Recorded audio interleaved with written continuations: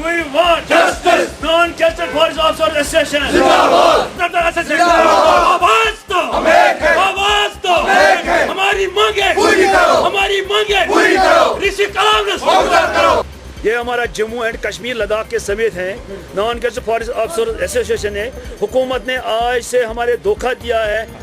आज तक 6 साल से हमारे कागजात इस वक्त फाइनेंस डिपार्टमेंट रुके पड़े हुए हैं।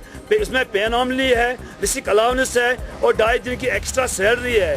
हमारे पास इस वक्त आज के डेट तक कम से कम 110 आदमी जंगल बचाते बचाते शहीद हो गए हैं। कम से कम 2 से 2.5 हजार जंगल बचाते आग बुझाते जख्मी हो रहे हैं। मगर आज तक एक सिपाही की 6 घंटे की ड्यूटी है, एक बिजली वाले की 6 घंटे की ड्यूटी है, एक मेडिकल वाले की 6 घंटे की ड्यूटी है। हमारे फॉरेस्ट डिपार्टमेंट में 24 घंटे की ड्यूटी है और उसके पीछे कम से कम लाखों रुपया, करोड़ों रुपया की जिम्मेदारी होती है। किसी और जो भी 2.5 दिन का एक्स्ट्रा सैलरी ले रहे हैं उसके पास कोई